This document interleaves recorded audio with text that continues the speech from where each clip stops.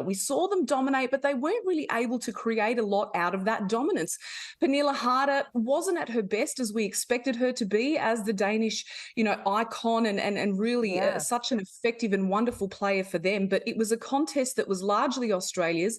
As I said, even though we didn't overrule them in possession, and I think it was just a great game overall to see a player like Caitlin Foord score her 30th goal for the Yeah. country. How good.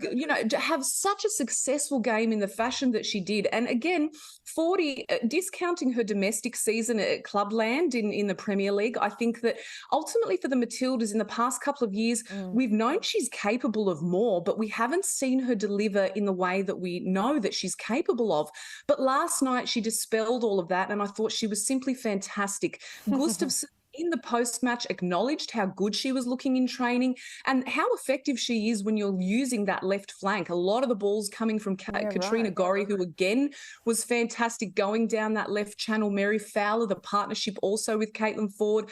I mean, that ball to her for the first goal. I mean, you could watch that on replay again and again and again. It was just delicious in every sense of the word and the term.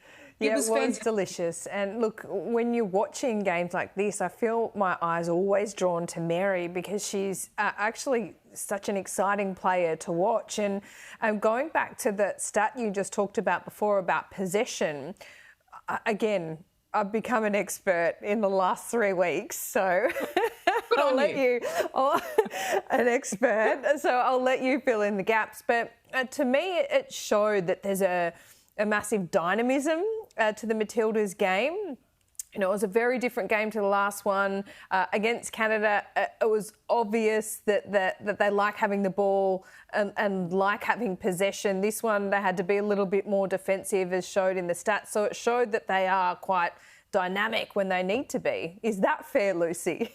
It's very fair, Laura. Great observation. And you're absolutely right, because against Nigeria, reflecting on that game, and I only go back to that game again because it was something that post that match we were entirely very, and rightfully so, very critical of, because the performance wasn't up to par. And I felt as though, from my perspective, we were trying to do things and force things when we weren't actually playing to our strength.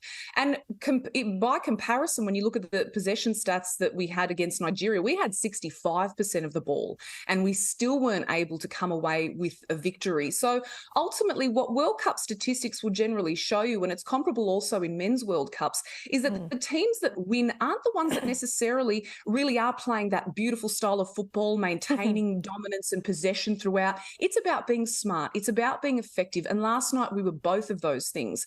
I don't think it was necessarily pretty to watch at times. It wasn't champagne football like it was against Canada, because we are a side, because we're so effective in transition, we are a side that really love to play an opposition side like Canada, who also like to have the ball, so that when we win it further up the park, we can be just as deadly and devastating. But last night, Gustafsson corrected the mistakes that we made in the group stages, and we turned it right around and played to our strengths and really did it to our very best. It's amazing. It must be so hard to be a coach, because you're right, Gustafsson, we were talking about just a couple of games ago that, you know, maybe his job was on the line. Now, as, you know, the Matildas advance closer to the final, there's closer talk about canonisation rather than him losing his job, but we will see. You're only as good as your last game, I think.